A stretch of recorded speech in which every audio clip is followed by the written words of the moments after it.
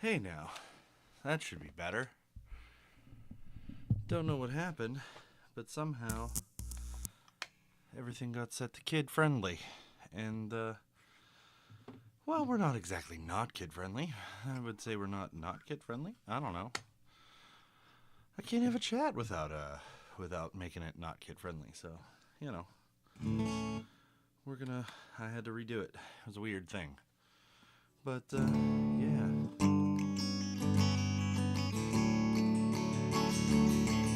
How you doing, buddy?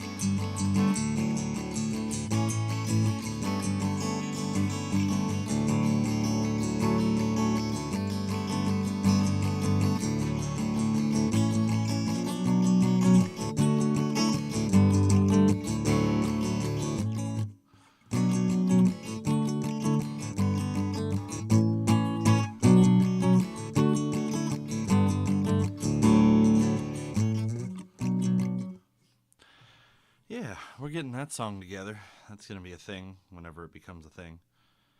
I don't know what I want to call that, though, at all. Hey. Yeah, we're talking about music, art, and Music and Arts, the company, and really whatever else comes to mind tonight. I've been listening to a lot of stuff, and it's a weird thing that I've gone through this musical change in my life over the years where I kind of I went from being a kid and digging what I dug as a kid, and then you get a little older, you get more fancy tastes, and then for some reason, hey now, how you doing over there? For some reason, I end up finding myself listening to the same stuff, and I've talked to a lot of people about it, Steve, and we've had long talks about it, and I don't know what's wrong with me, or if it's necessarily something that's wrong with me or not, but I listen to the same things over and over again. I don't really feel the want or desire to branch out, and I just don't know. I just don't know why that is, and I'm trying to figure that out, because it's not that I don't enjoy other music or new or different things. I just keep going back to the same stuff over and over and over again, and I think that can only be limiting for what I do, or whatever you want to call it, but just for making music, and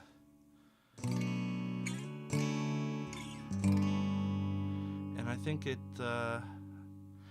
that it has its merits, because then you know that you're loving the things that you're listening to every time. It's not a question. It's, man, this is what it is. This is what I love. But at the same time, it's like, dude, there's so many other good fish out there to snack on. It's like, why am I limiting myself to just this particular flavor?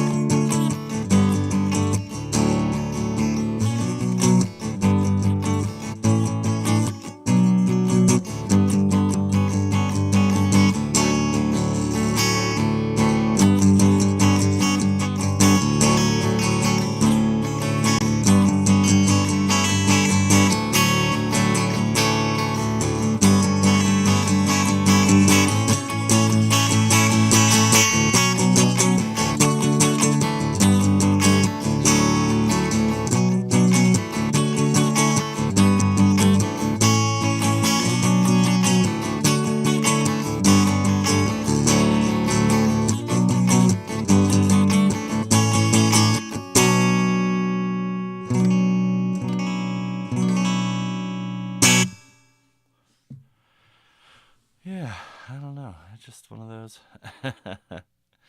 Yeah, I guess I do. I push my bands hard. So that's definitely a thing.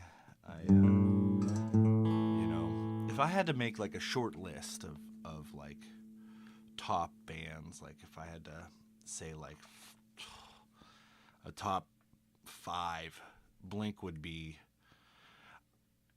Masked Intruder is fantastic, by the way. They are absolutely great and 100% ear candy. But like, I don't want to say just Blink as the number one because it's not just Blink. You know, it's really everything that Mark, Tom, and Travis have done. Blink, Boxcar, Plus 44, Angels and Airwaves, all of those things. Even the stuff that Travis has done on the side. I mean, his work with Willow and stuff like that was just absolutely fantastic. So like those guys are up at the top, and I can't just pick one of their projects for that. And then I think I'm the only one that enjoys them, but I love the Menzingers, man. I don't know what it is about those guys. Their songs just talk to me on a personal level. I don't know why. There's just something about them that just gets me. I get what they're doing. And then Hot Mulligan, of course, is up there. I don't know if they're in the top five, but they're definitely top guys. Incubus at one point would have been everything, but they've fallen off. A lot of things, but they're just not what they used to be. And that's growth. That's life. Things change. But yeah, it's really hard to just like say, what's in my tops these days. It's really hard to put it into words. But just, I mean, for a long time, Tiny Moving Parts they were the dudes, man. I mean, Jimmy's up there. It's hard to like, Jimmy is a tough one for me because they're so good. But I can't listen to them if I'm in a good mood, because my day is ruined if I listen to Jimmy and I'm in a good mood. Not that I don't want to listen to them, but it's just like, man, like the minute I listen to Jimmy, I'm immediately upset. And that's great. Their music makes you feel something, But sometimes I just can't do the bummer. They're definitely top 10. But I don't know if they're top 5 because I can't always listen to them. There's some songs I can, but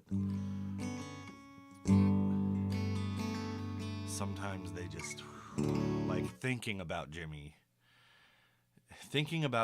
makes me immediately like think of all of the sad songs. That's just me. When I hear them, I just immediately think of how dark they can be.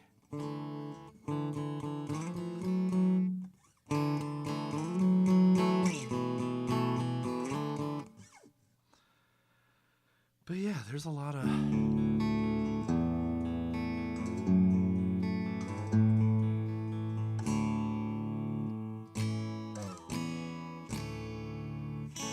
things. But that also brings me to another question that I have, and there's a point in music where music is always art, but music, I feel like, is also science.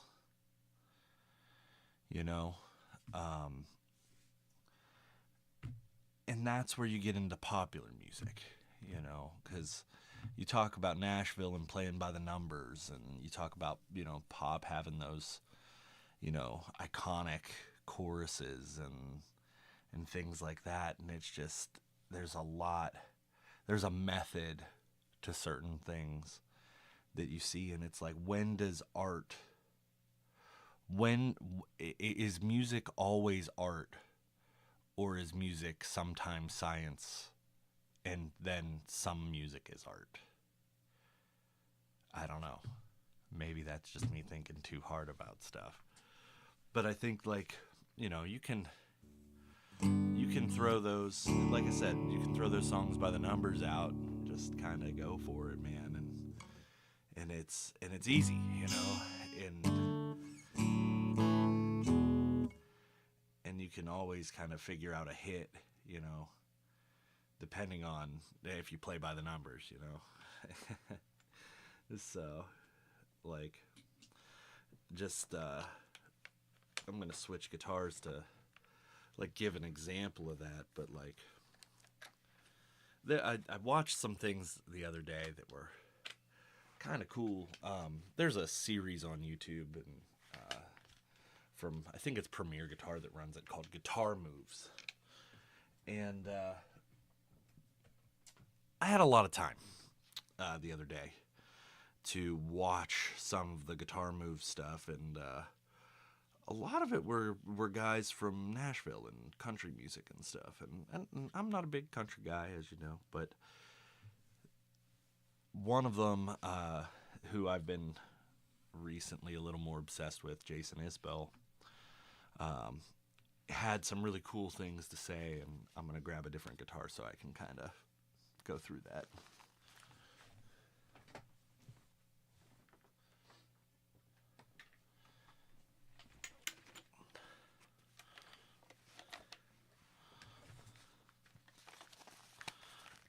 I got my Jazzmaster fixed last night. I was I was very upset because it wasn't playing how I wanted it to, but now I got to make sure it's in tune.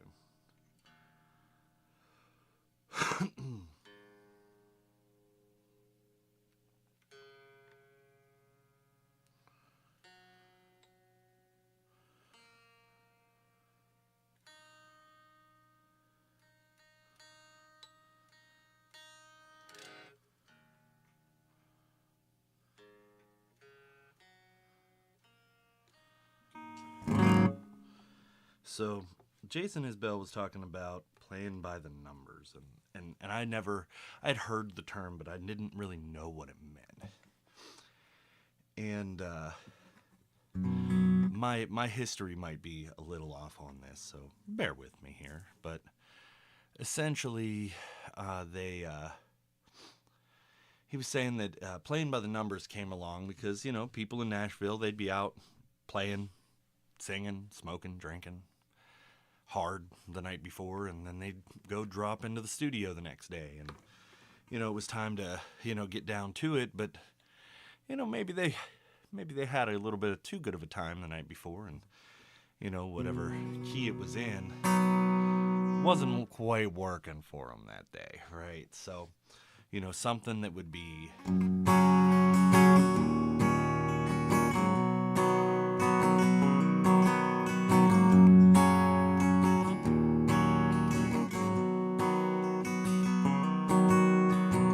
something like that might just, you know, put them a little out of range at that point. So they would change it up and play by the numbers. Now, the numbers, one is your root chord, the one you're going to every time. In this case, it's G chord. Well, you might change that up for an A minor, right? And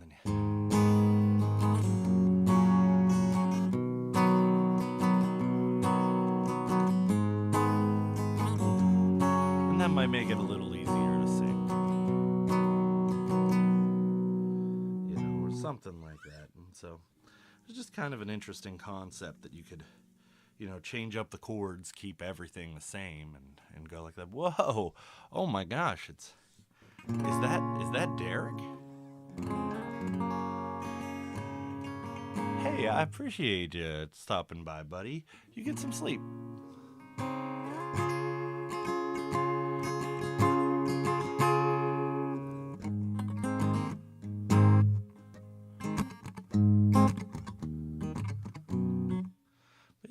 So we're just talking about some music and whatnot. Yes, sir, will do. I'd love to have you in here if you're going to be available on a Saturday to talk about stuff like this, because you know a little more of the technical side of music than I do, and I think that could be really cool to kind of bounce off of. So, Derek, I'm looking at you. One of these Saturdays, I'm going to be doing a stream, and maybe sometime a little earlier, so that maybe you can participate, and then we'll talk a little music. So.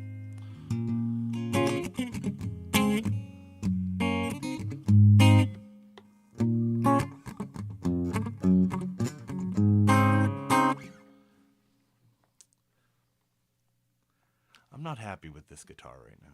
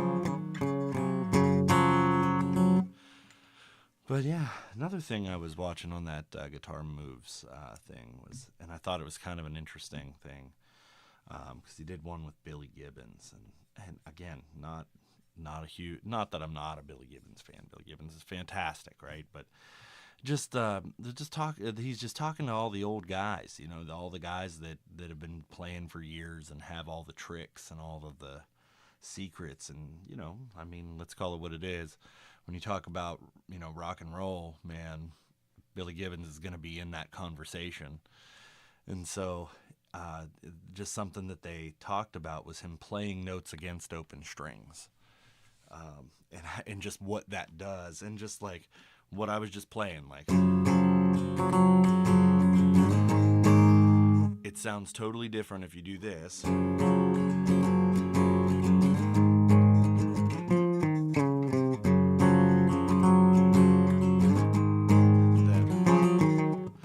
Verses, and letting that open string ring against it, like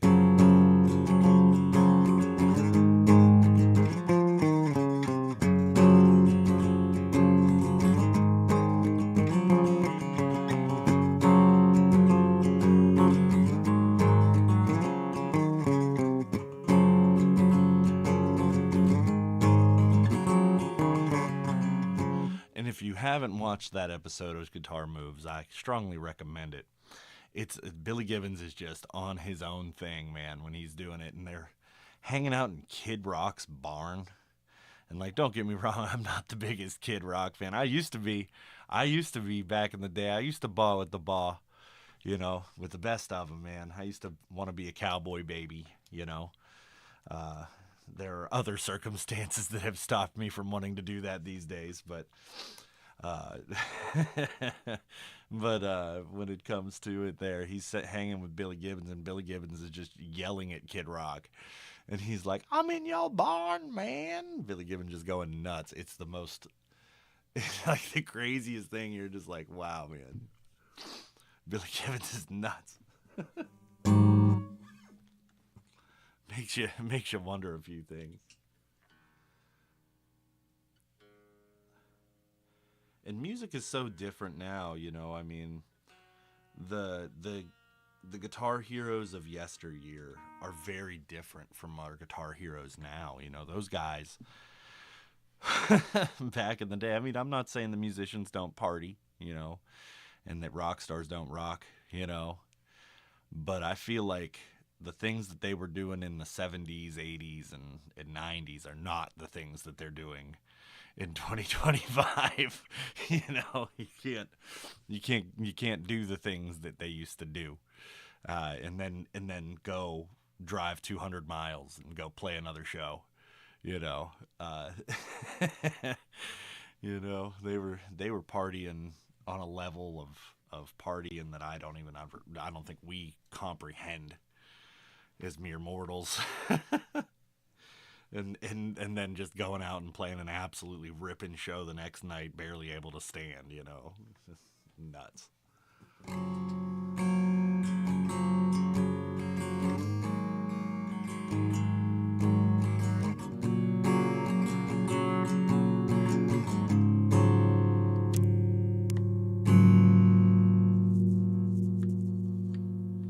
So I replaced the volume and tone knob on this guitar last night because the volume knob was cutting out like crazy.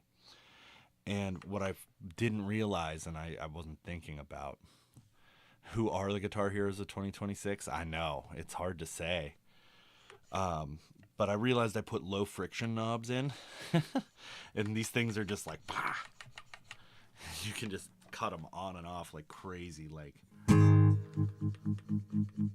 as fast as you want to go, they'll turn. It's pretty crazy. I don't know, who would you even say? Like, I think a lot of the guys are still the same guys. I mean, you got your Hetfields and your your Kirk Hammetts and those guys. You've got, I mean, all the guys we grew up with, are still doing it. But like modern stuff, that's where I falter. That's where I really have a hard time. Like, for me, Dylan Mathiesen is absolutely fantastic, but Tiny Moving Parts has kind of gotten stale. Maybe it's just that I get it now, and I'm like, okay, I got it. I get it. You're ridiculously good in alternate tunings. But like, at the same time, like, dude's guitar work is next level. It's unbelievable. You have like Tim Henson. Tim Henson is probably the closest thing to like our generation's Eddie Van Halen. But then again, you still have Steve Vai, you still have Joe Satriani, you still have all those guys who are just out there ripping day in and day out. Joe Bonamassa, if you're into blues, I mean, come on.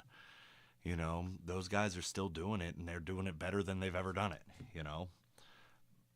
So it's hard to say, but then you have, I mean, it's just tough. Matt Heafy from Trivium is probably one of the baddest guitarists on the planet, in my opinion. It's, I don't know but you got to be into that thing, you got to be into Trivium, and if you're not, then you're just not going to get it, But it's just tough to say. It's tough to put it out there and say, like, these are the guys that are, doing it. If anybody would know better than me, it would be Austin. Like, you listen to, if you're still in the chat at this point, you listen to more modern stuff than I do by a lot. I know you're into like Beartooth and stuff like that, but I don't really I couldn't name names. Like, that's the problem. I can't really name any names. Tim Henson is ridiculous though. His guitar work is next level. But then again, like, I don't know, you look at YouTube and like there's a big scandal right now with what's his name, Ichika Nito, who's getting called a fake, and I don't know if the dude's is a fake or not. I'm sure he has some kind of ridiculous talent, but people just like to point out that, people aren't perfect all the time. Like, oh, he's not as good as you say he is. Yeah, you know what? It's the internet. Hey, Tanner, what's going on? But it's the internet. Like, you get unlimited retries. You can cobble together the perfect riff 100% of the time. And that's what people do in the studio. So why is it any different? No, Fish Mama ain't here yet. When she gets here though, she's in for it. For those of you who don't know who Fish Mama is, that is Zoe. We had a conversation last night about nicknames, and somebody gave her the nickname Fish Mama once upon a time, and and we're never gonna let her live that down. So I guess she went on. I'm probably misrepresenting this, but she went on a date somewhere, somehow, sometime, some way, or went and hung out with some dude one time, and they went fishing, and he asked her to take the fish off the hook and said, "Here, take the fish off the hook, Fish Mama," and so that was her nickname for a minute, and now she will forever be Fish Mama.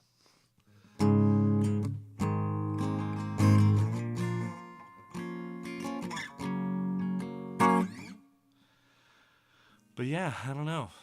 Um, the problem is there's so many people out there that are so good at guitar, just so good at guitar, and and that's become like common now, you know. Oh, 100% Tom DeLonge is more of a guitar hero than Dylan Mathiasen. Absolutely. That's not a question. I mean, come on. Let's call it what it is. But Tom has always been there. Like, I'm just saying he's the same, one of the same guys that's been doing it, you know. Tom has some of the most what's the right word? Um, some of the most iconic licks and riffs you'll ever hear, you know. And it's just, even for just doing simple stuff, you know, like sometimes that's the thing, is the simple thing is the right thing, you know.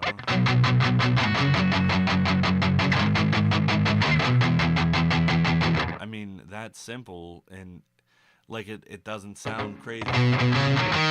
Like it doesn't have to be nuts for it to be awesome. I'm just saying Dylan Mathiasen's probably one of mine just because of what he can do. Because it just like his guitar work just blows my mind. I don't know how he can do what he does and sing at the same time. But yeah.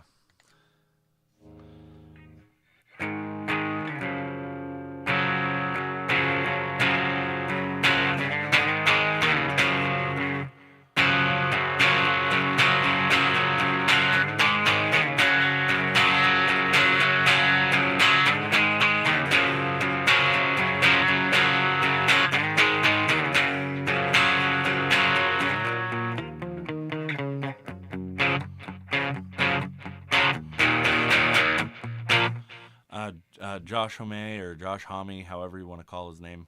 That dude's a sick guitarist. I mean, just, you know.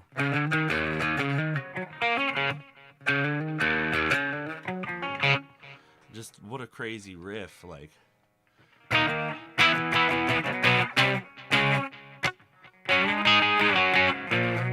don't know if I'm going to get clipped for that, but like, probably as badly as I played that, I probably won't. But that dude's sick. You know, Dave Grohl is sick. But then it's like, is it Dave Grohl or is it Shiflet that's sick, or is it both? You know, like there's so much to it. There's just so many different things. Like, who's writing the riffs at the end of the day? But and then at the same time, it's like, does it matter if who's writing the riffs if you're, you know, standing in the background? You know, I mean, I look at guys. I grew up with guys like, you know, Rich Robinson as being an outrageous guitarist. You know, and the dude is good, but you never hear Rich Robinson in a conversation, you know. I just happen to be a Black Crowes fan, you know, and that's how it goes for me. But like, nobody's talking about Rich Robinson, you know, no one. And so just a weird thing, you know. But it really, I think, depends on what you're digging, what you like, you know.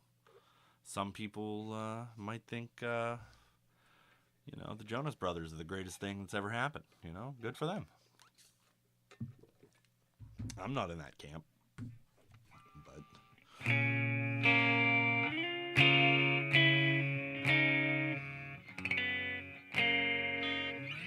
I can barely play this thing as it is, you know.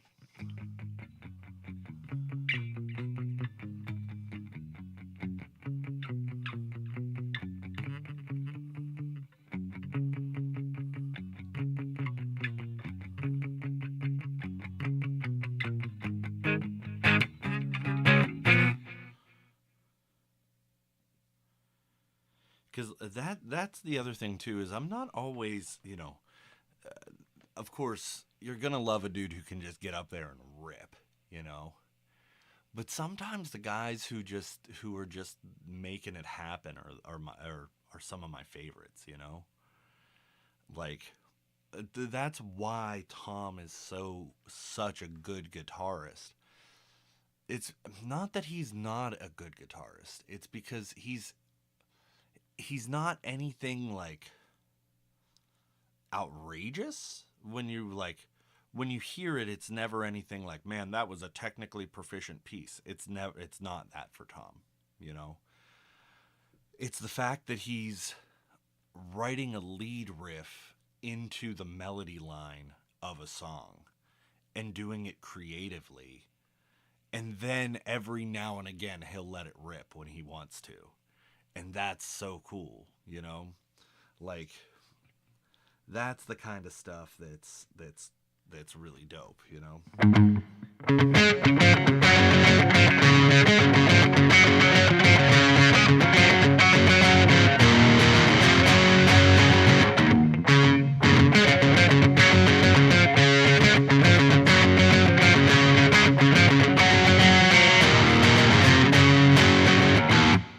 Already got it done. I ended up finding the little piece that I needed to route out the holes, and I ended up doing it last night. So it was already kind of done. I just needed to kind of put it together, and that was it. You know. Yeah, I couldn't let it lie. I just couldn't leave it there. I'm sure you get that. It's one of those things when you're so close to the end of it and you're like, man,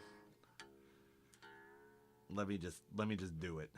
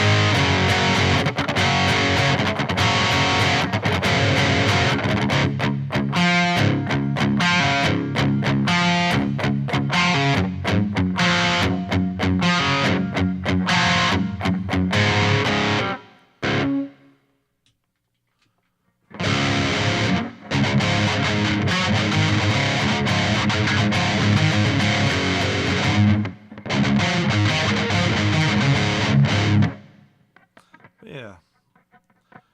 That's one thick tone. That's a thick ass boy. Damn, boy, he thick.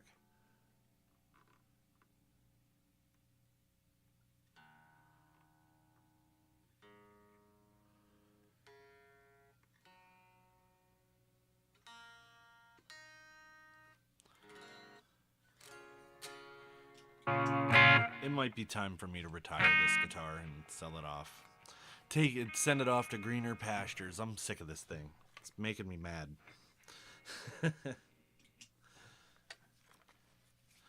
I love the guitar. I think it looks so cool. Just that, that's just it's so cool, but just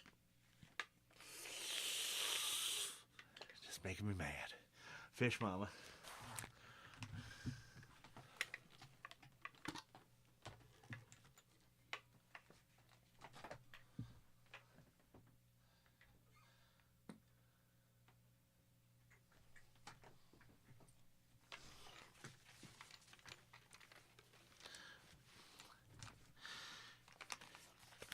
So it's hard to put it into words. It just isn't feeling right. Now Soup doesn't know about Fish Mama, but it's just not feeling right. Like it just is not. It's not giving me what I want. It's not like a pickup problem. I put everything together. It sounded really good. I really enjoyed it. And then it just like systematically has just stopped being the guitar I want it to be. And I don't know what happened or when along the way it changed, but it just stopped being what I want it to be. Like this Jazzmaster has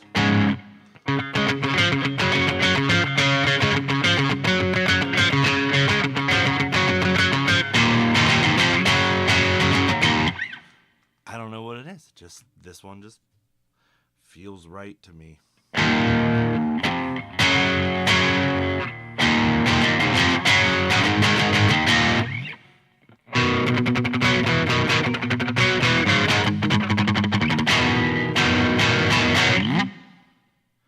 And like this one can get super graphic.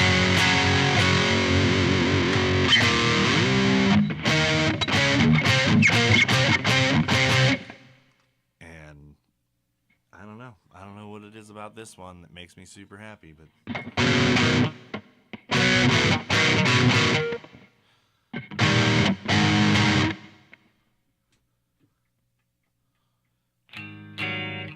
it can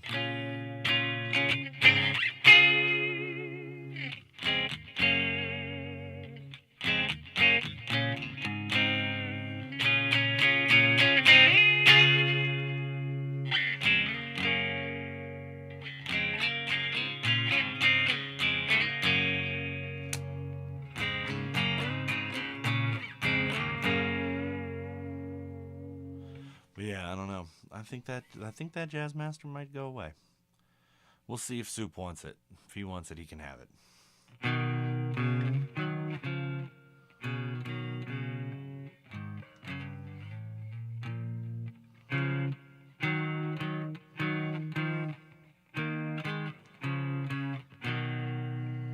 Maybe I just need to put heavier strings on it. The closer and closer I get to my blue Strat build, though, the happier I keep getting. I showed it last night, but I'm going to show it again here real quick. I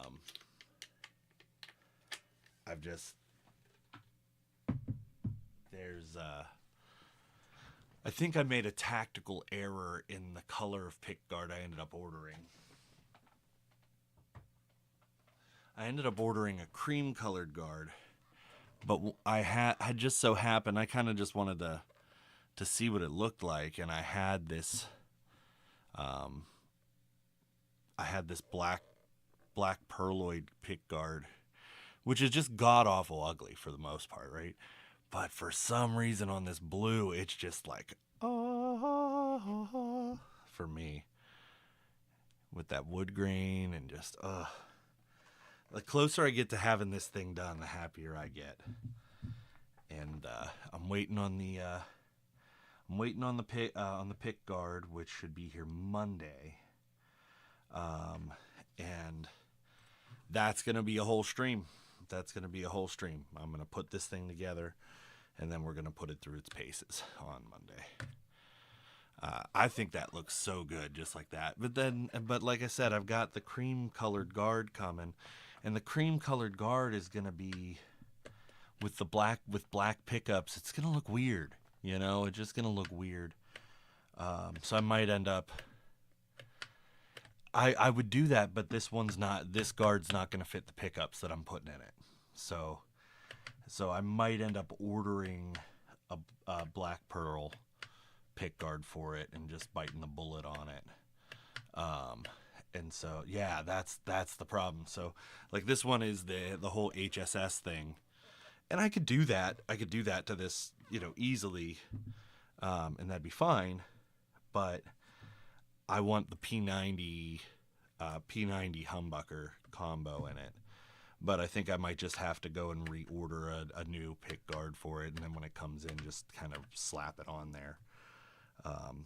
But at the same time, I don't want to order the new pick guard, right? I don't want to order the new pick guard until I get it assembled, because if I don't like the P90 humbucker combo, then I will just go HSS on this bad boy, or 2 humbucker on this bad boy, and just order that pick guard for it instead.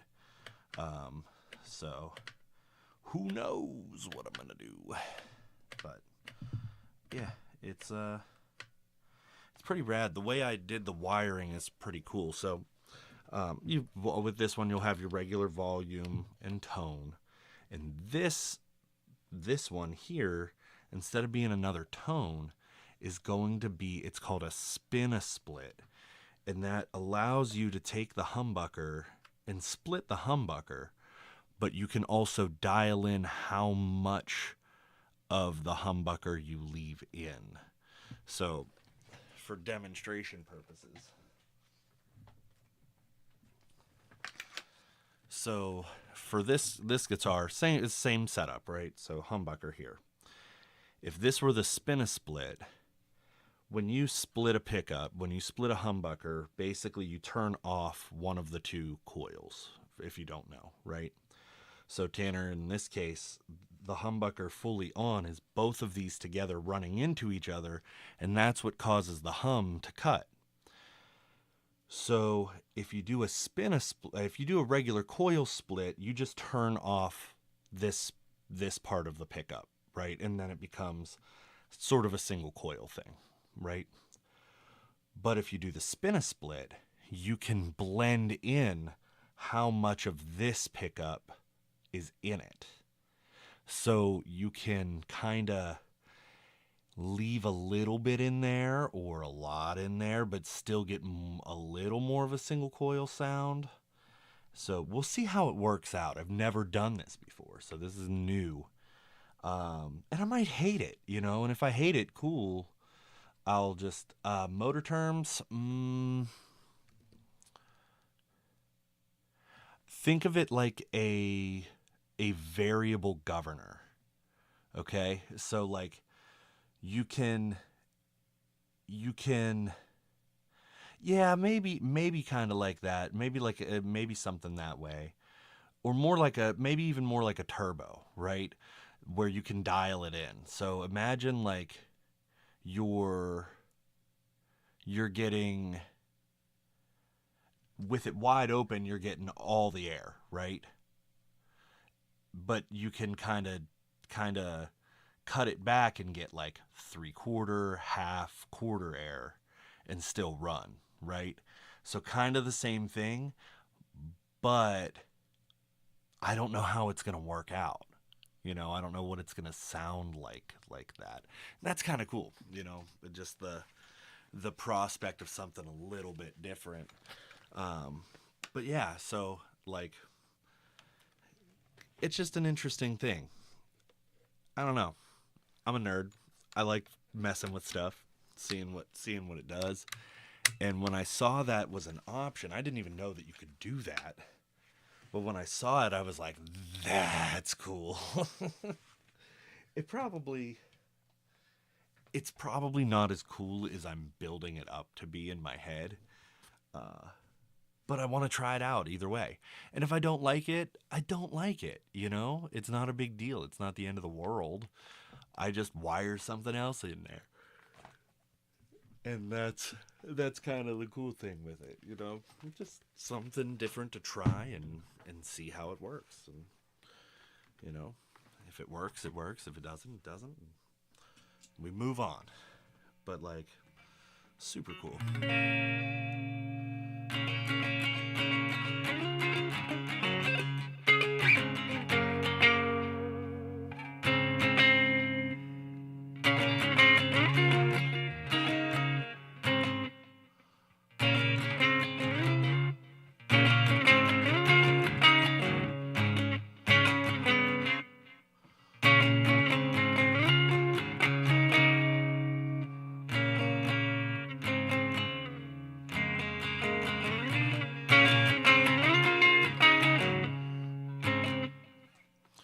But yeah, so that's kind of where that is. But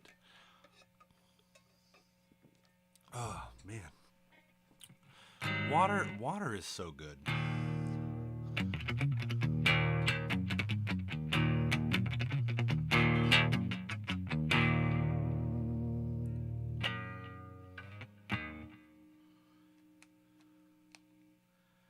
Like, and even with this guitar, Tanner, this kind of a similar thing, right? So check this out. This is some like crazy wiring stuff here, okay? So this little switchy here, if I flip this up, all I'm getting is this pickup in a different circuit. Zoe, aka a fish mama.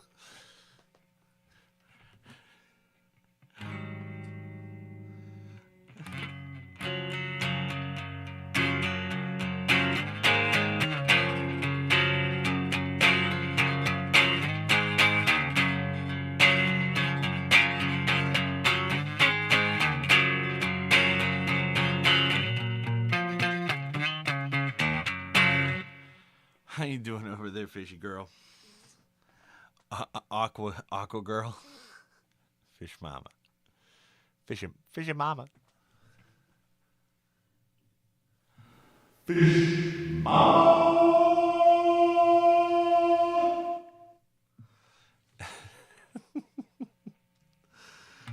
Oh, that was necessary. Sorta, kinda.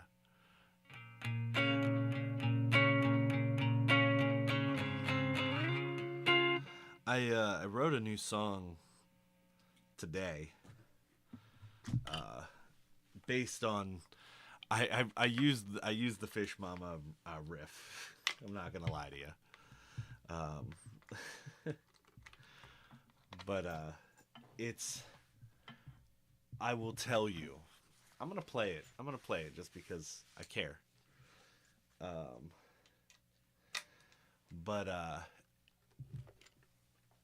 it's really rough. This song is super, super early.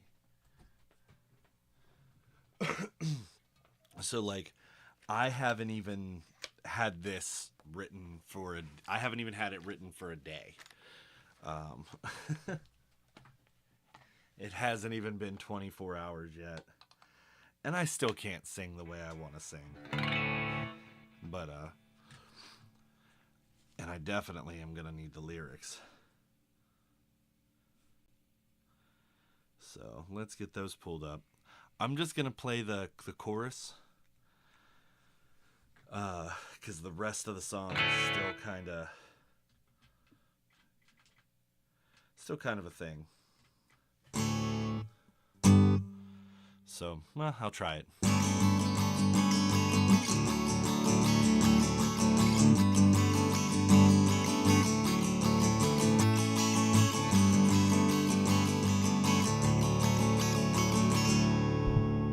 Sorry, I gotta get this microphone a lot closer to me.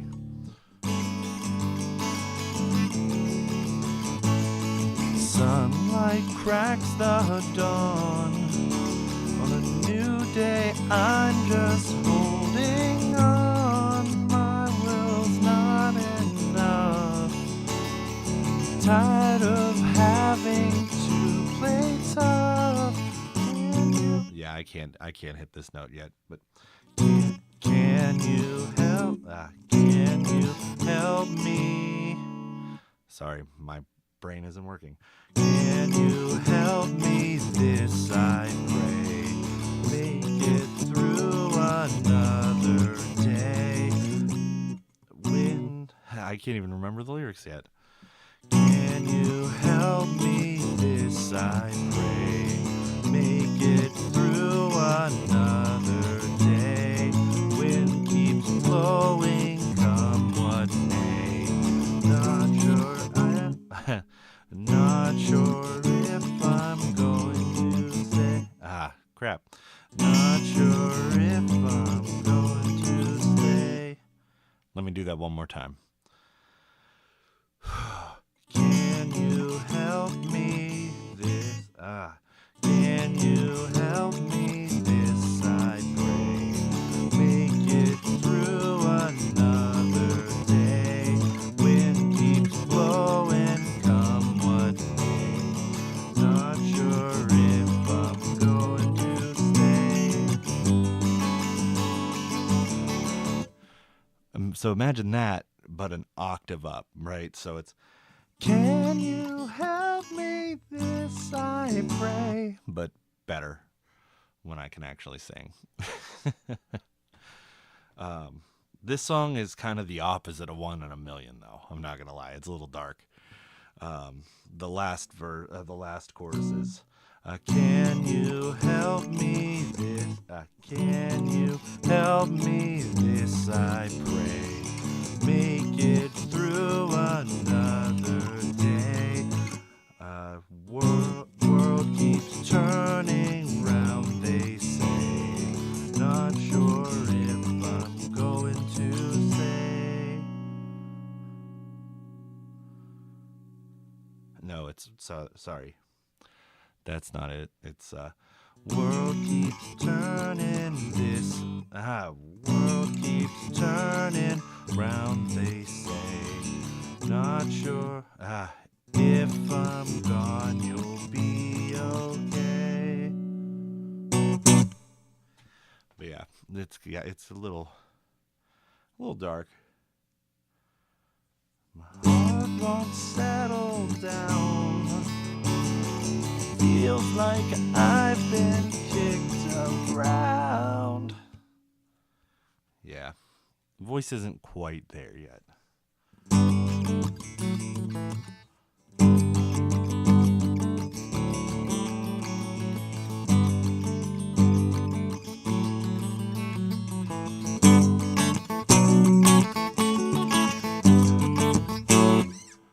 It's just such a fun, bouncy riff.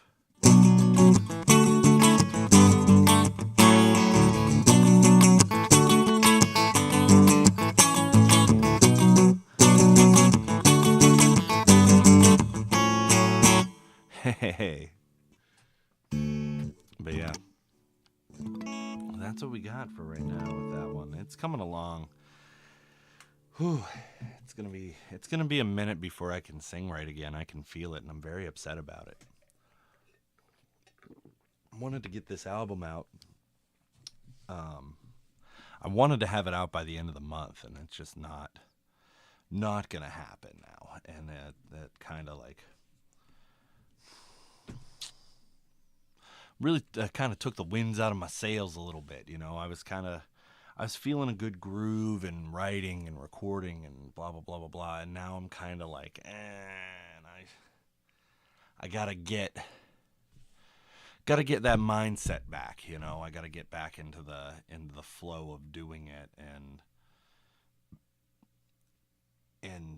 building my voice back up and getting there. And I don't know, it was just kind of disheartening.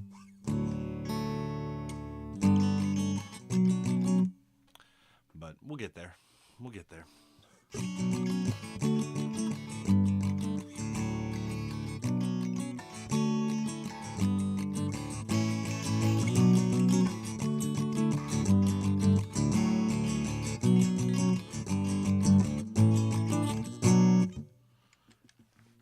yeah.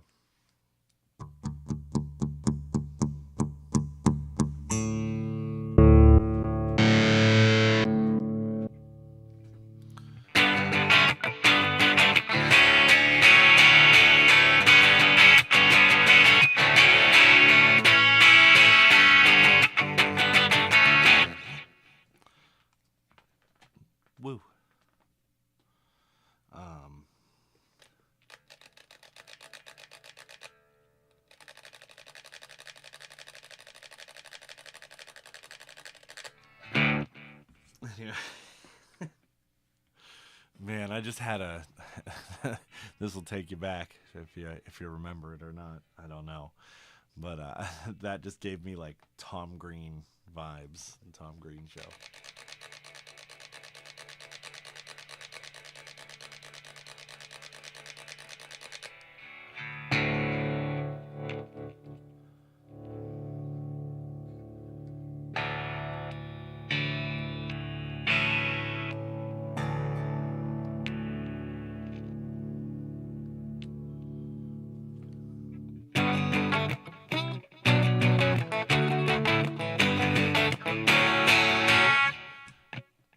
I gotta quit playing that riff, man. Hey, Blake. I don't know where Lidl's at. You should summon him. You know how to do it. You know how to summon Lidl. What you got going on there, Blake? You doing big things? No, you got to say his name 3 times, and if he magically appears in the chat, then we know.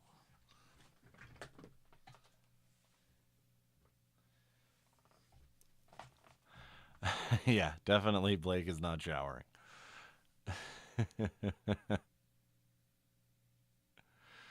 Blake's been growing a science project for the last 4 years. It's almost complete.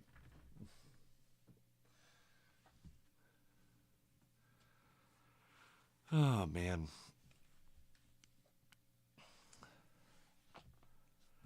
So, yeah. We're going to go on to the part of the show where I slobber over guitars and other random things.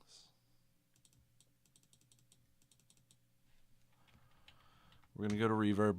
No, we're going to go to Guitar Center's website tonight. Guitar Center. Dum, dum, dum.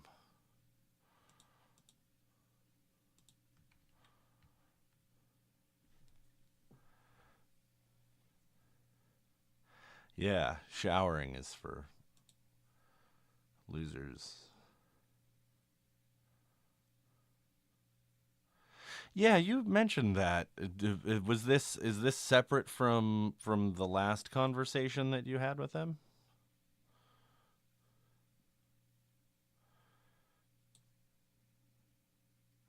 Oh, okay. Lidl was summoned from the deep.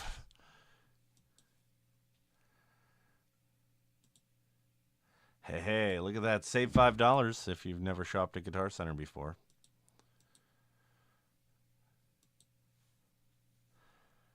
So, what we're going to do from here is I'm going to show you guys the guitar that I want. Whoa. Whoa. Whoa. What just happened here? Hold on. That's crazy. That's bananas. I didn't know that could be a thing. There you go. So yeah, I'm gonna show you guys the guitar that I want to buy.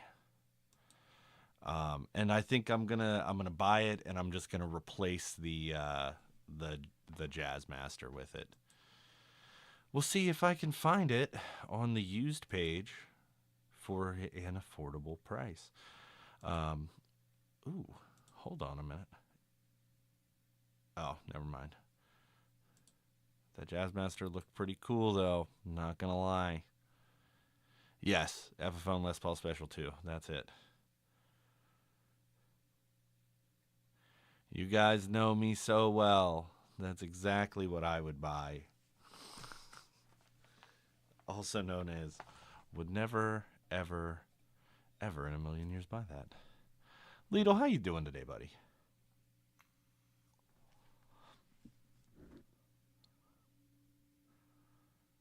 Let's see here. Aha. Ooh, okay.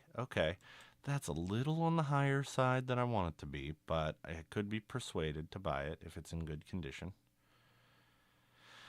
The Fender Modern Player Telecaster features... Ooh, this one has a Seymour Duncan Humby. I would want to put one of those in there anyway. It's probably a JB.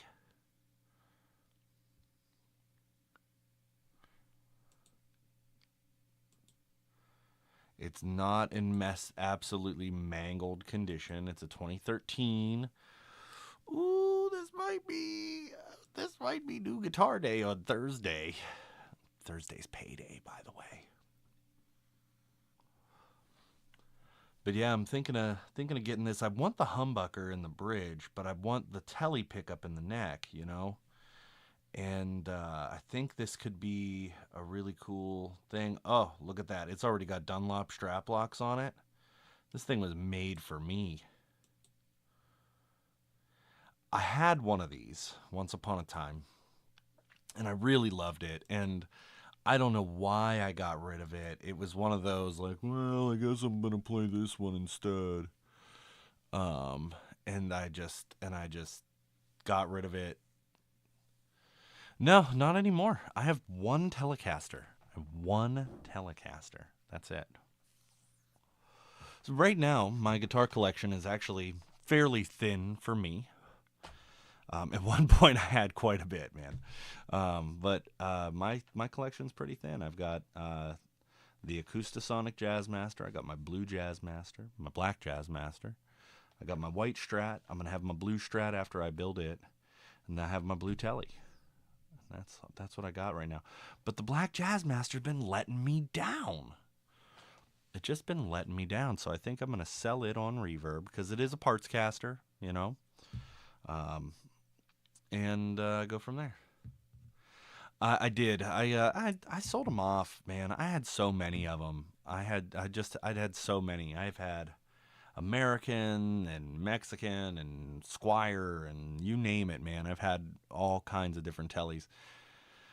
Um, and just over time, just kind of got rid of them for one reason or another, and wanted like something heavier and blah blah blah blah blah, and just like I don't know, but this modern player Telecaster here kind of does everything I want it to do, and I just love tellies, man. There's something comfortable about a Telecaster for me, and this one even has a belly cut from my fat ass.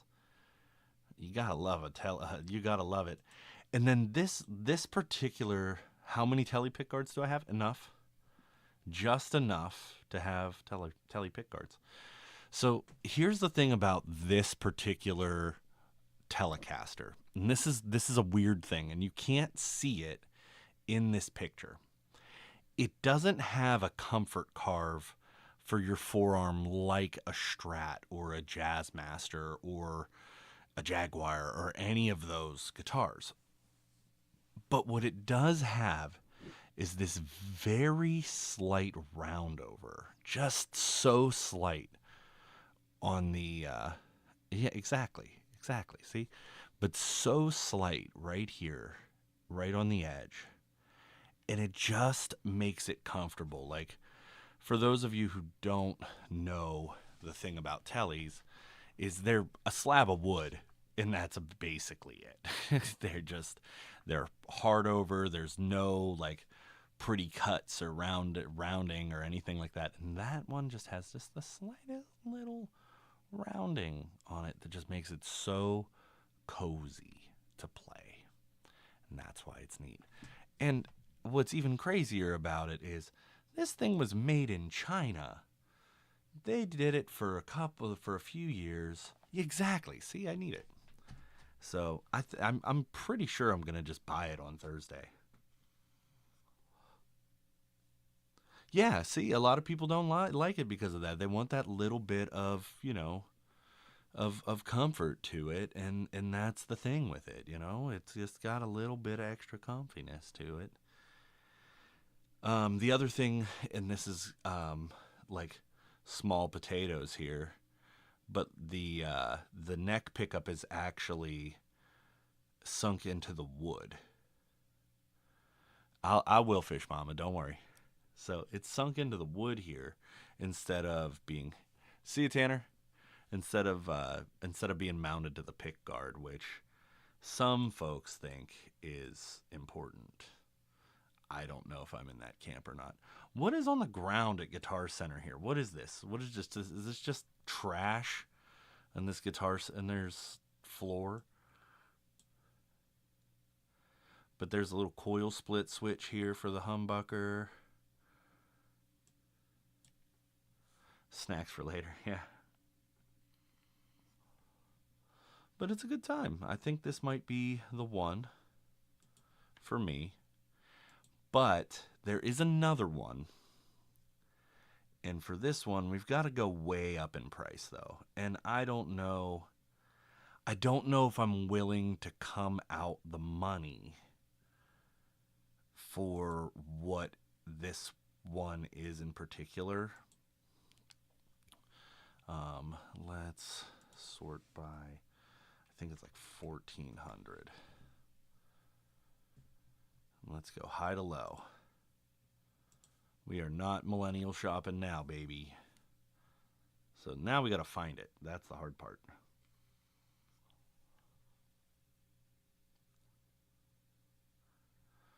So they kind of make what I want, but it's an old model. It's not one that they're doing any longer. And so because of that, it's gotten real expensive. And here it is right here.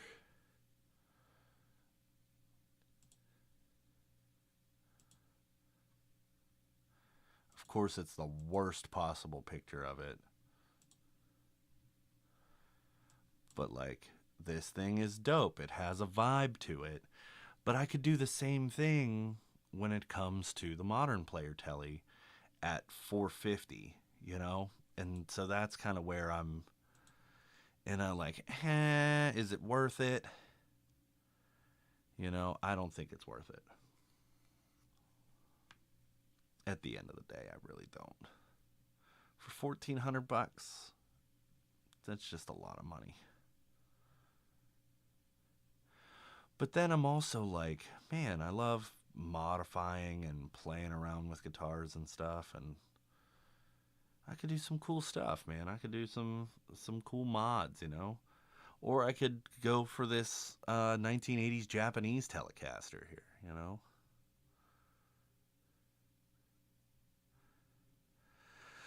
So many options. Oh, God, I love guitars. It's really an unhealthy thing.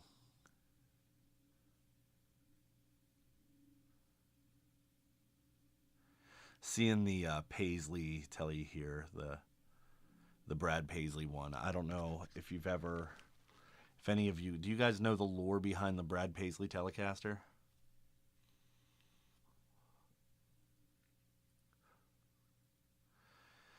Be careful with those copies, because if they're too good, customs will seize them on their way in, and then you'll never get your guitar, and you will have paid all that money for it. Just letting you know.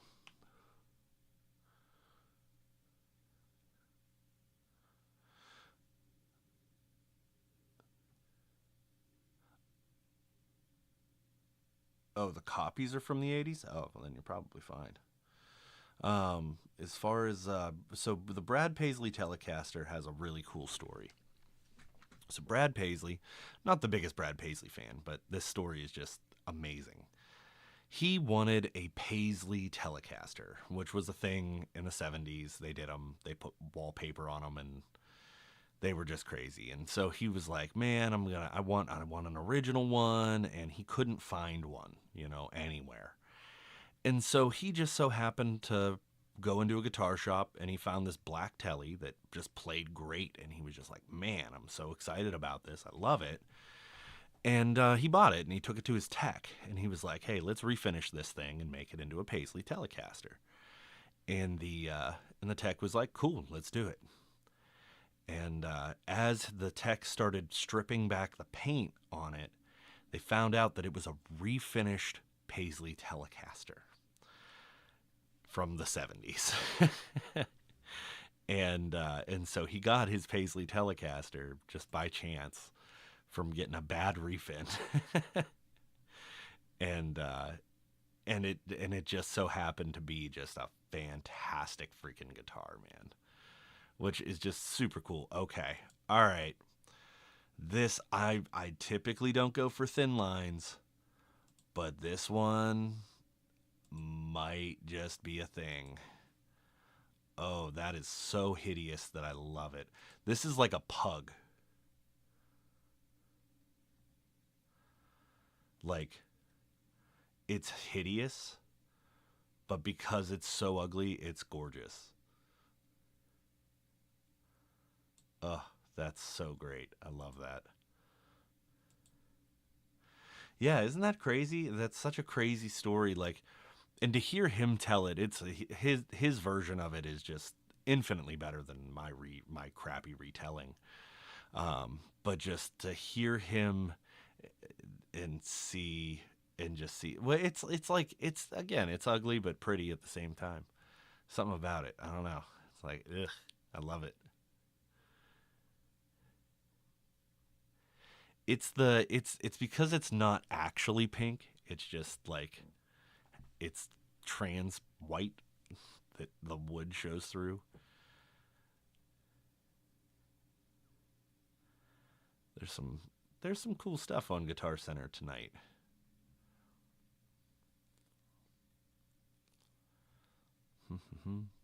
Let me tell you, I'm going to tell you guys about the biggest heartbreak I ever had when it came to a guitar.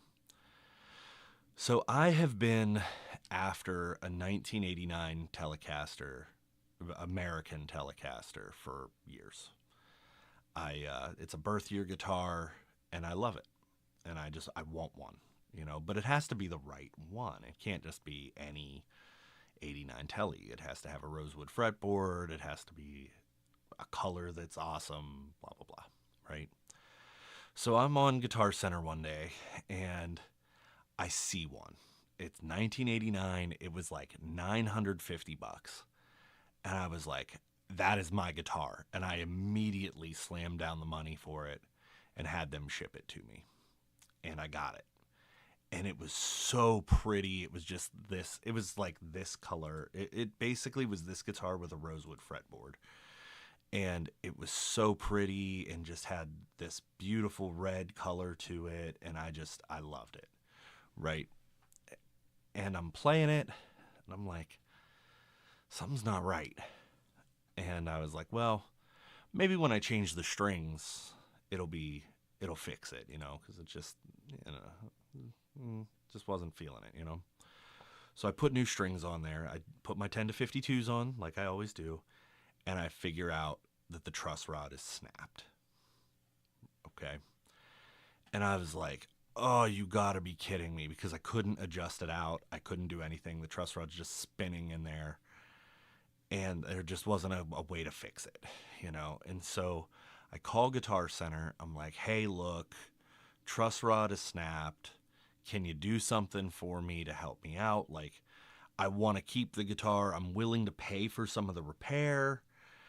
Like, I want the guitar, but I can't justify having a broken guitar, and just keeping it. Hold on, we're going to look at something here because this is crazy. But I was like, can you help me? And they were like, yeah, we'll give you like 50 bucks off of it, and then you can have the work done by us. And I was like, no, that ain't happening. Yo, Blake, where you at, boy? How about that Fender Jaguar EO? Ooh, boy. Look at this bad boy. This is dope.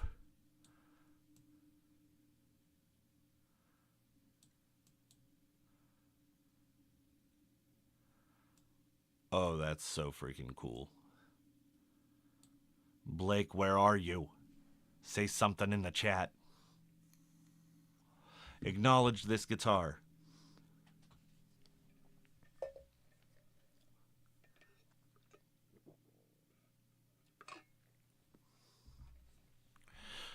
Blake's not going to acknowledge my guitar. Okay. Moving on. Blake doesn't get to see. Don't make sure Blake never finds out about the guitar.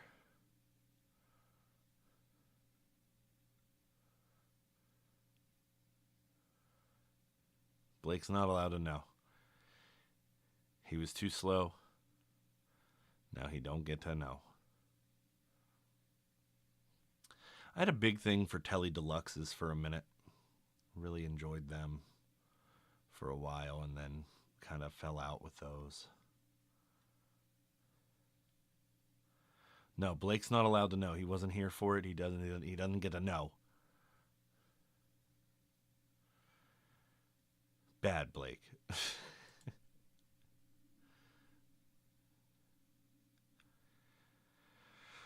Oh my mio mio. The gym roots are really cool, but they're just so plain.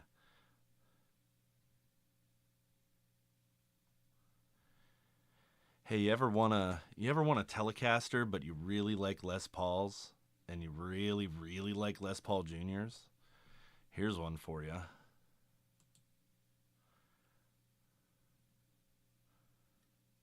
This is like it's so gross, but it's so cool at the same time. I love it. I don't think I could pull this guitar off. That's a little much, man.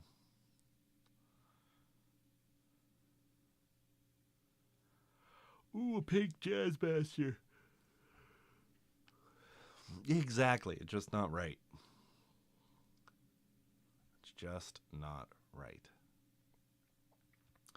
Man, we're getting down to it. I don't think we're going to find another version of that HS Telly that I was looking at. If we do, I guarantee you that it's a sunburst.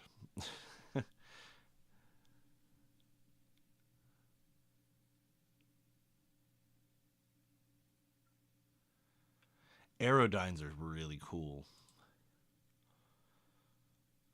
I wish they would have taken a better picture of it. But Aerodynes are really neat. They're like really thin bodies. They're basically Fender's version of a. Why all the hate for Epiphones and Les Pauls? I think for me, um, where my hate for Les Pauls come in, it's not for Les Pauls the guitar. I think it's mostly for those who buy them typically. I have met very few people who are Les Paul people that don't act like Les Pauls are the greatest guitars in the world, but then also complain all the time when their headstock gets broken. It's like, oh, this is the greatest guitar that's ever happened. Yeah, the headstock breaks and it's worthless after that, but I still think that it's worth $3,000. It's like, you broke the guitar, man. You broke it. You broke it pretty good. I mean, the price point on a Gibson is the hard part. The Epiphones I have no issues with, and I don't think I've ever met a bad Epiphone dude, you know. But Epiphones, for me, I just don't like their headstocks. The headstock just throws it off. The Gibson's open book headstock is just so gorgeous, and an Epiphone just doesn't do it right. If they just put the right headstock on there at less than $3,000, I would be super excited about it and I'd buy them. Tornados are sick.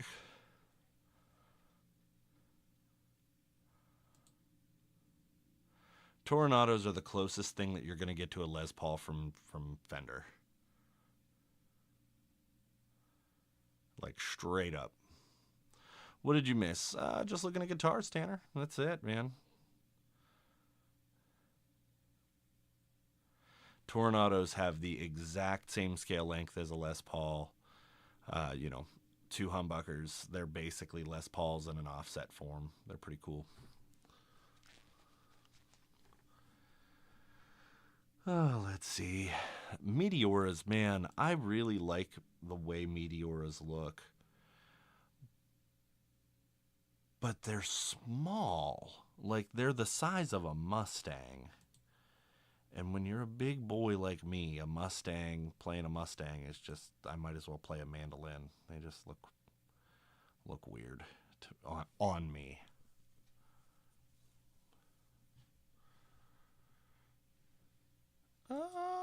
Okay, okay. This might be an option.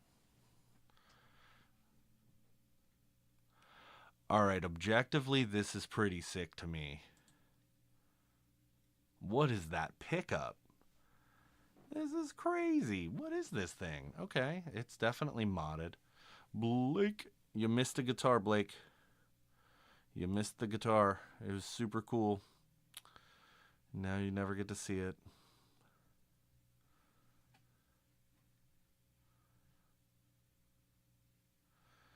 It was a Fender Jaguar EO. I broke down. I can't hide anything from Blake. Blake's too cool.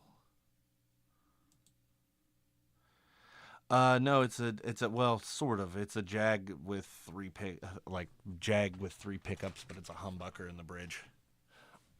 I promise you that was my chair.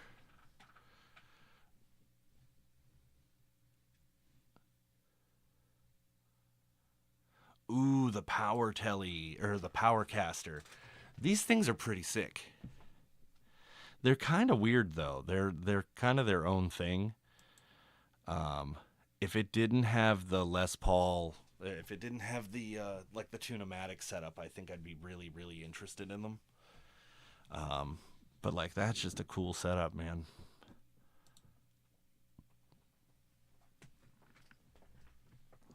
Ooh, Burgundy Mist Telly. The Power Tellys or the Power Casters are really sick. They're really good guitars. I've played a few of them. I like the way they play. I just don't get along with the Tune-o-matic bridge. I'm just a Fender guy through and through. I just can't help it. Like I've tried to be about PRS. I've tried to be about uh, I've tried to have Gibsons and I had an SG and I just all these different things and just I just go back to Fender every time. These are really cool. This is a Fender 66. It's a shrunken down jazz bass body with a Strat trim. I had one of those for a short period of time. Derek, who popped in for a minute, it was really funny. Um, I sold mine. He literally a day later he bought it.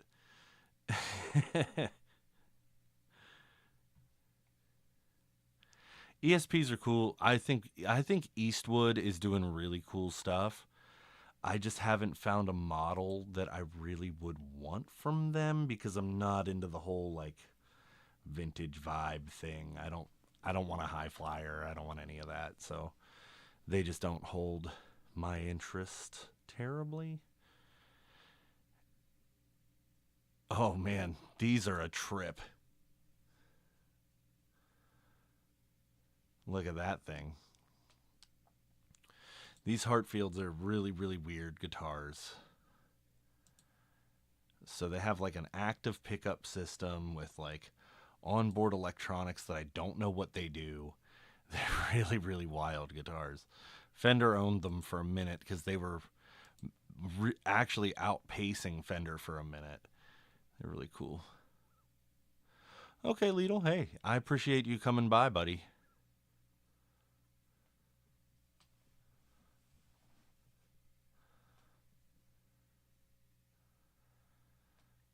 We're getting down to it here. We're getting down to it. That's a bass. Boo. Basses. Boo. Doodly doodly doo. I had one of these for a minute. It was okay.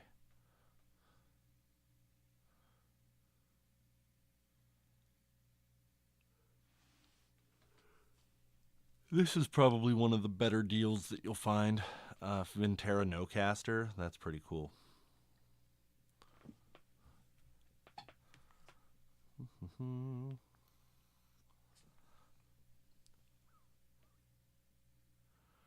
The Shiflets are great guitars. If you ever want a like Tele Deluxe kind of thing that's a little more high output and modern, get a Chris Shiflet. I'm telling you, they are great guitars. They will push an amp, I'll tell you that. Those pickups are hot, but they're not like muddy. So just keep that in mind. They are hot, but they still have some chime to them. The Fender Blacktop Jazzmaster. What a crazy thing. Jazzmaster pickup in the neck, humbucker in the bridge. No rhythm circuit.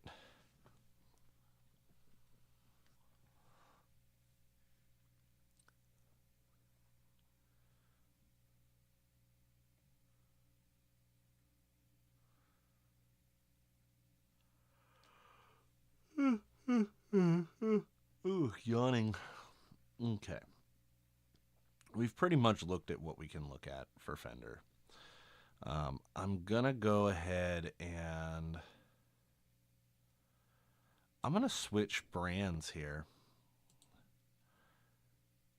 There's one other brand that I'm super interested in owning a guitar from right now because they no longer exist, and that is G&L. G&L, I've always loved G&L guitars. I've never found one that I can get along with because it's so hard to find the American ones in the wild. They're great guitars. You just never see them. They just don't exist out in the open. Like if you find one, it's like a needle in a haystack. Oh, the pink. Are you talking about the pink Jazzmaster? Yes. The Doheny is what they call it.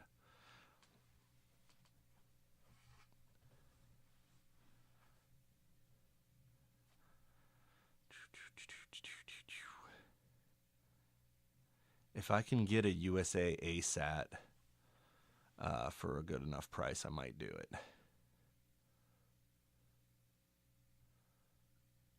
That's not a tribute.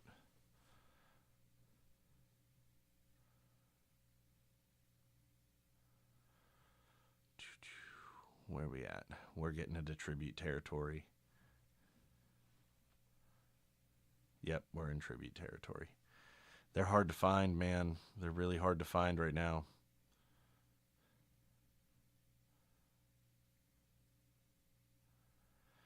Don't want the ASAT Deluxe. I don't want an all black guitar. I just don't want an all black one.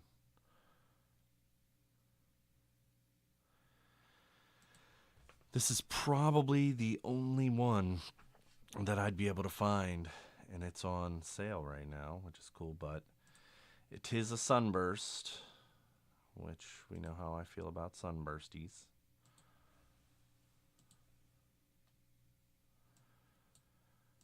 But like, there's something about it. It's just a vibe. I agree, pink guitars are sweet.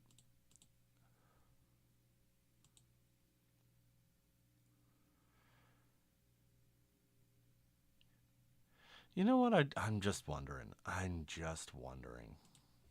I just have to know.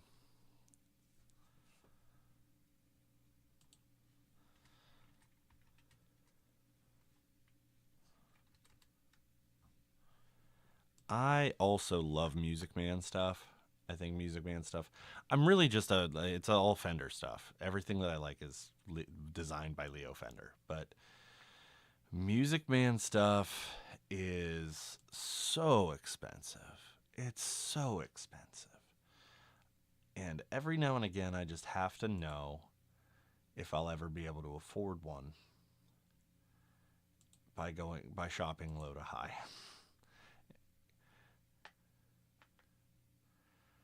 These are cheap. These are the cheap ones. These are not the good ones. Ooh.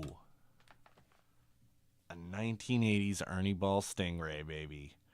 That is so hideous. I love it. 1980s active electronics. Just absolutely outrageous guitar for the time. It was so forward thinking. They're so expensive because they are extraordinarily well made. Like this is your cheapest Stingray, like modern Stingray that you're gonna find. And there's nothing outrageous about them. They're not.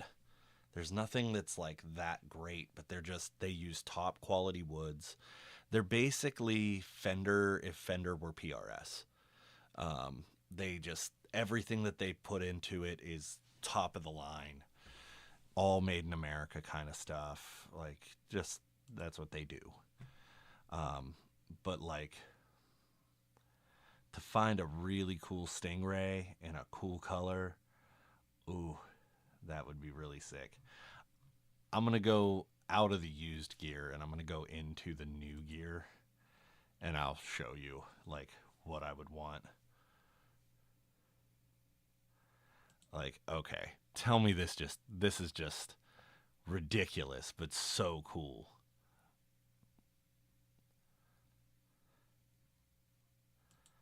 Let's get the whole guitar. Look at that. Look at that. Look at that thing. Look at this. Look at this flame maple on this neck. This is outrageous. Like that just looks like it looks like it's been grilled. Like it's so cool. Got the raspberry burst. Such a cool guitar, man. $2,900 for that. But like also, look at this green one. Green sparkle, baby. Ooh. Look at that.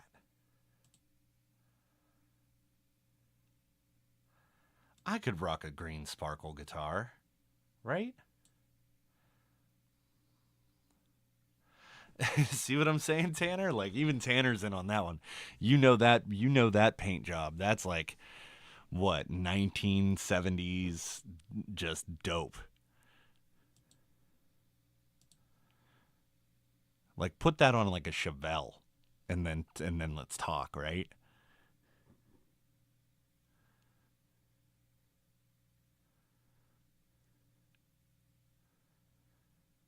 Like the Mariposa right here. Look at this.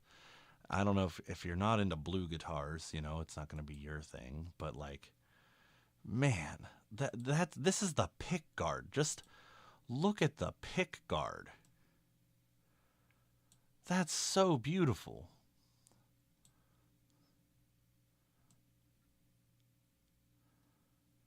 Look, okay, I'm going to show you this. So here's the pick guard, right? I'm going to zoom in. This is the pickup selector switch right here.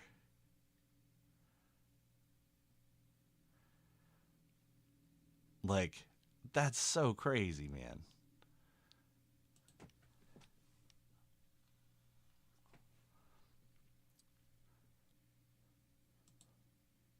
The St. Vincent models are so cool.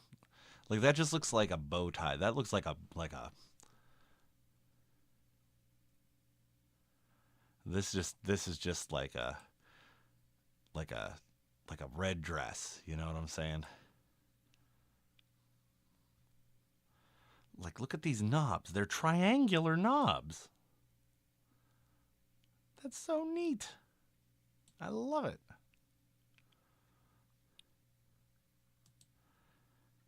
It's St. Vincent, I think. The Kaizen is nuts. So the Kaizen is like I would never buy this guitar in a million years. I'm just saying. But like that looks like this thing looks like the future. Like like I could imagine like tell me Marty McFly goes into the future and he doesn't play this guitar. Come on. Like this is nuts. Fan frets.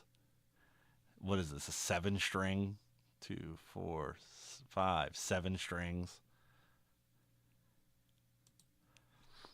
Just crazy. Right, I can barely play six. And then you have all the axes. These were designed by Eddie Van Halen with Music Man back in the day. The saber is such a good thing.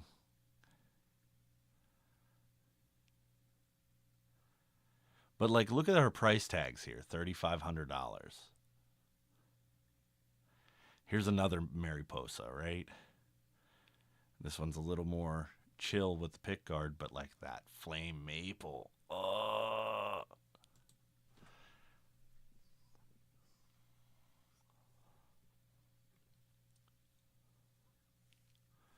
Then you have like the Petrucci models. These just look like Hellboy.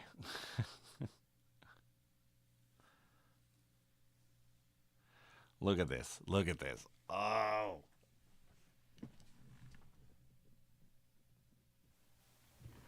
Oh.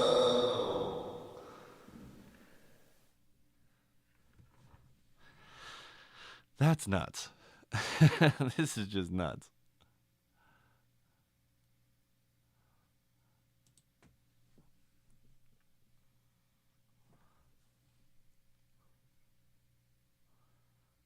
Look at that. Oh. Look at the pickups. Like, what is going on here?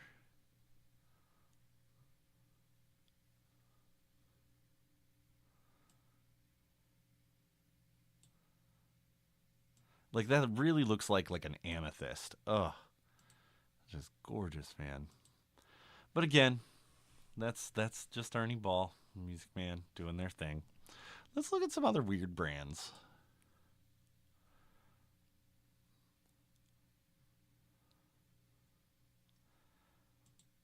I'm just going to scroll through. I'm viewing all right now, right? Viewing all the brands.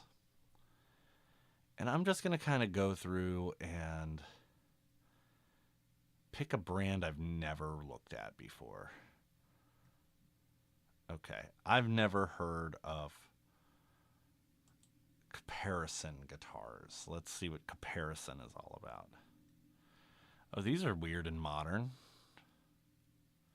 I don't like them. A lot of used ones. That tells you something.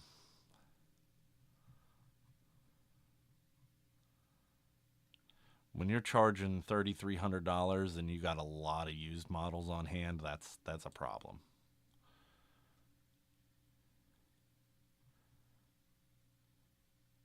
Oh, I wonder if they have any High Spirits. There's a brand called High Spirit that I just am drooling over right now. They're, for what they are, they're really overall inexpensive for being a literal boutique builder. Um, no, they don't have any. Let's see.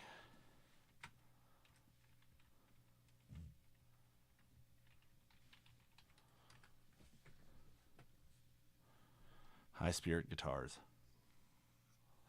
Dog equipped for the tone that barks. I love these things. I don't know what it is about it. This just has such a cool vibe to me.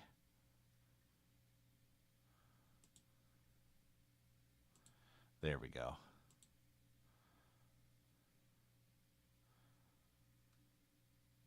Look at that. That's just such a classic thing.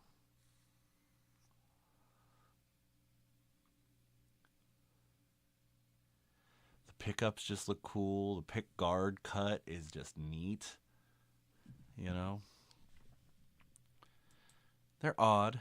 They're oddball guitars, but they're cool. But they're like one offs. They just make them and then that's it. You never see them again.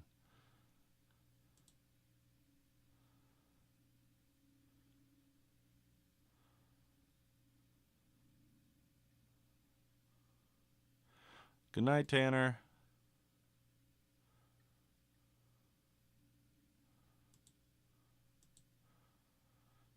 Starting at $2,000. But it looks like you can like pick what you want. That's pretty cool.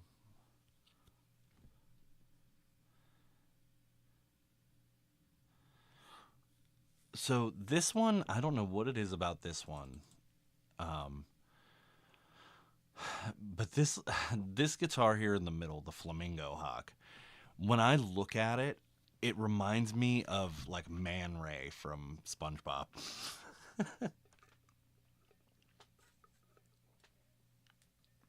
Man Ray.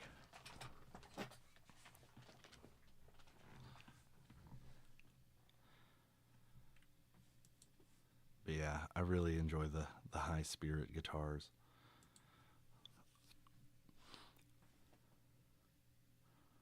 This is the guy. He's the one who makes them.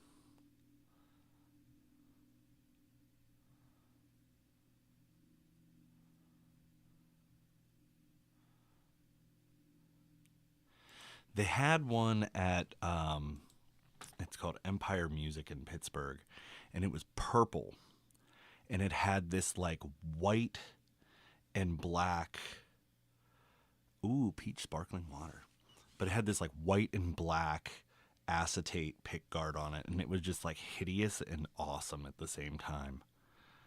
I loved it. Let's see, purple. See if there's any images of it out there.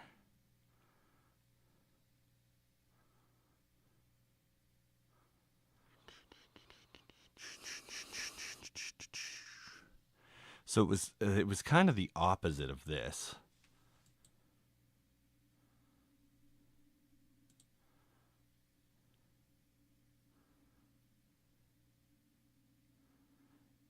Just so gorgeous.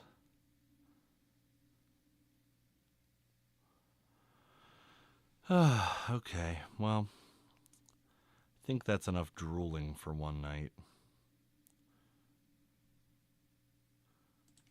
Back to the show. Oh, man. Man, we got 15 minutes left. 15 minutes left in the show. So, yeah, I think the Black Jazz Master is going to go away. For good.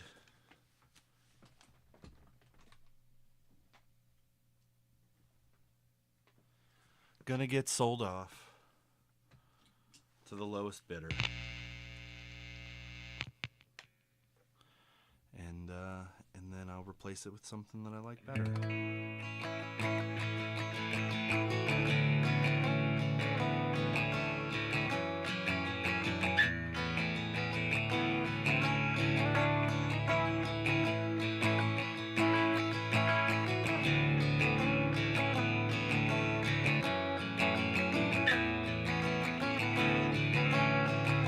I didn't ask for you to leave me alone in this city.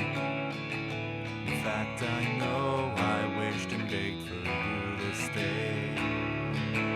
But if you knew a single thing about me, you know these flashing neon lights just leave me gray.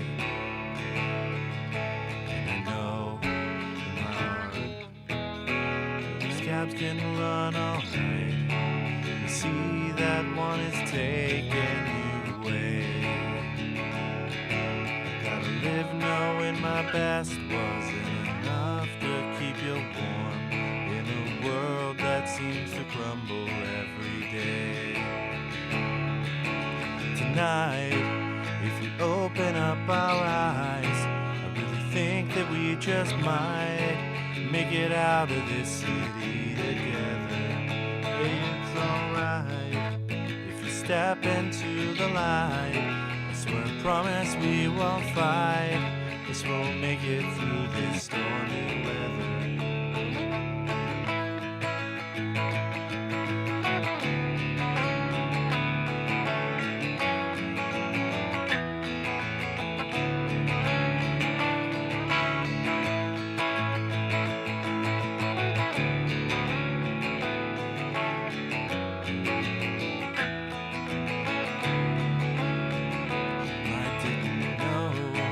This studio apartment is dragging you down that you needed extra space.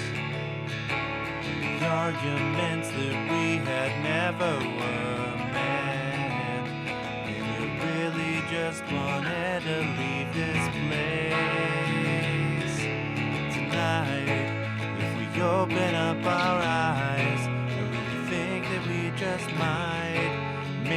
out of this city together. It's alright if we step into the light.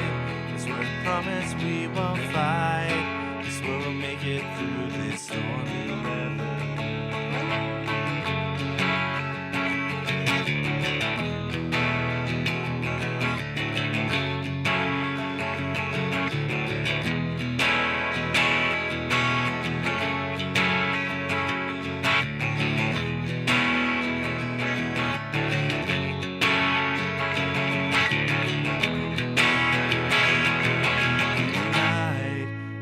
Open up our eyes and really think that we just might make it out of this city together. It's alright if we step into the light. I swear, promise we won't fight.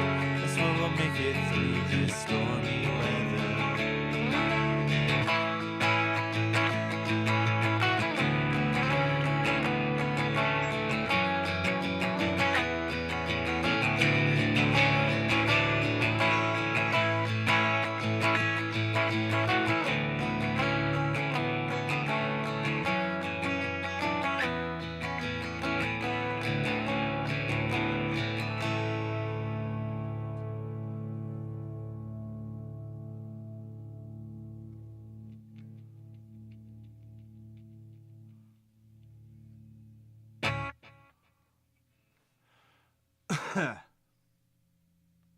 Singular cough.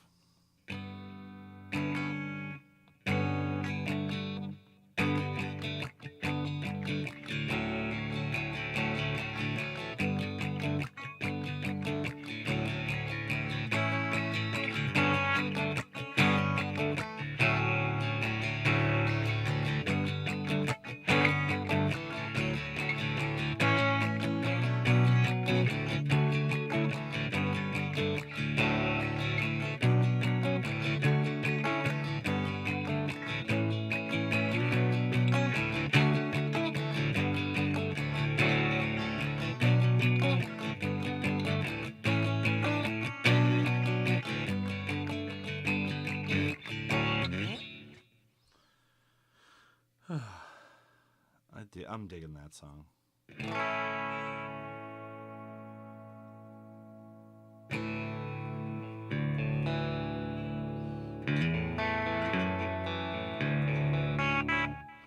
Let me see if I can actually play this one.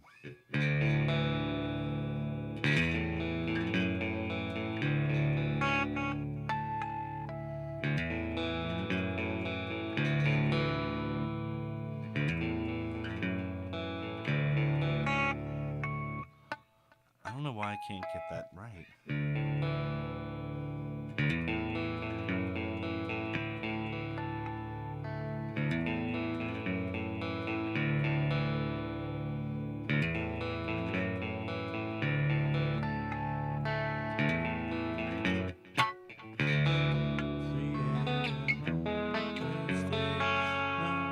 I can't play that and sing it at all.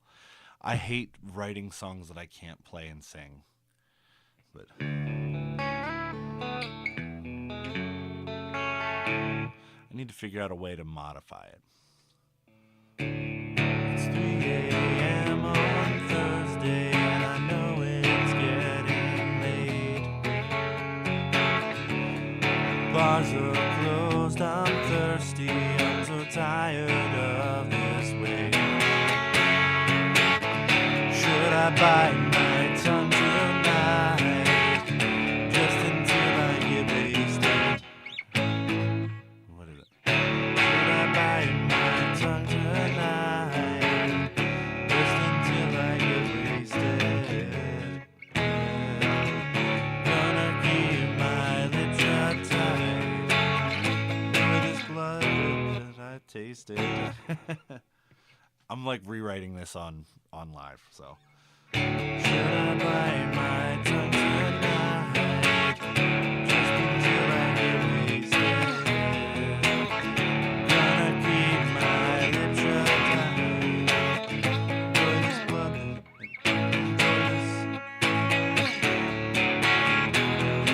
That's it. Should I bite my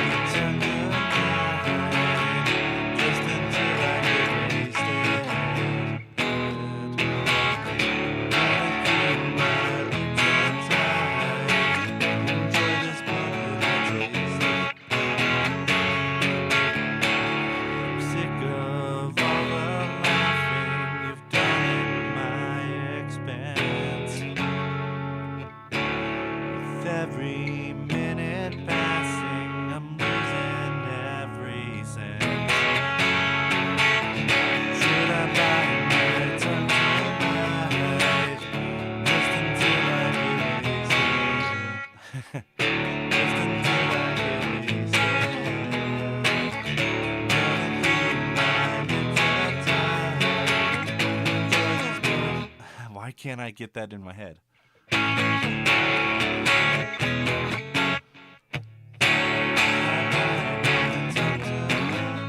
ha ha. Should I bite my tongue tonight? Just until I get wasted. Gonna keep my lips real tight. This blood. Until this blood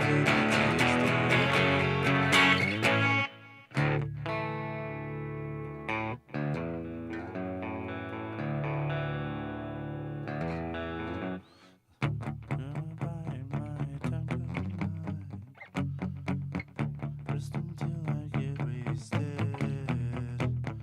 Gonna keep my lips shut tight.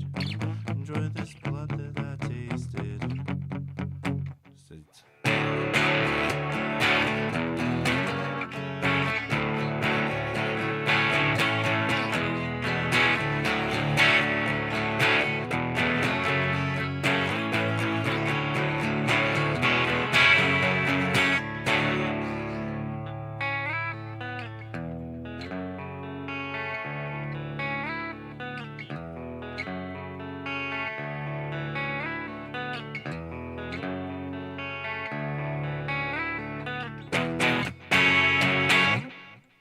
I think I can make that work. Just need to practice that some. That's cool.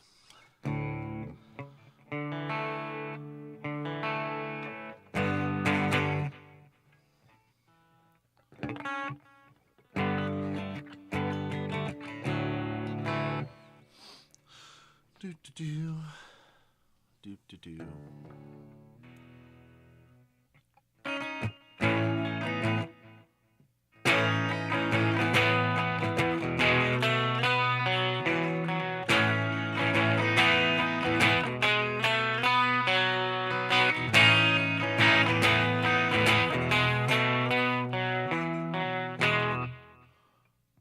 Why can't I think?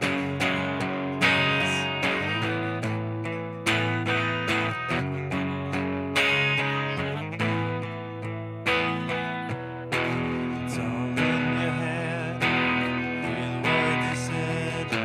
Snap out of it. Everyone gets sad.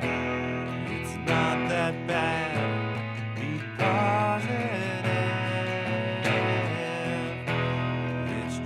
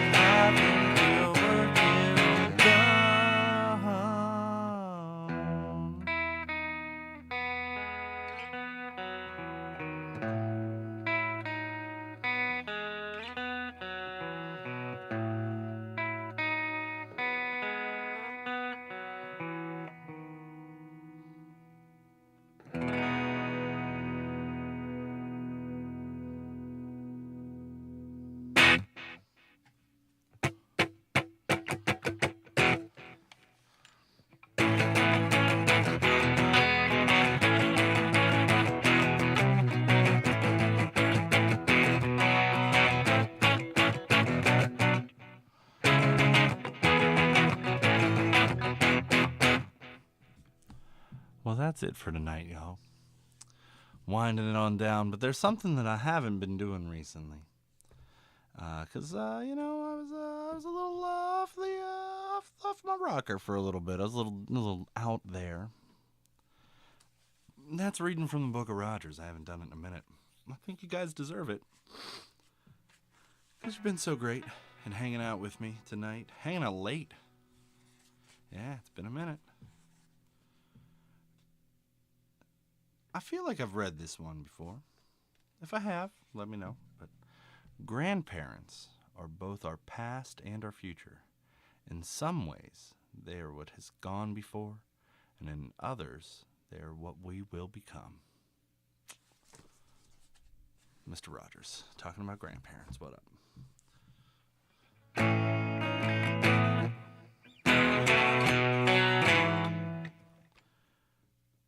I think this guitar sounds way better with a humbucker in the bridge. What do you think, Zoe?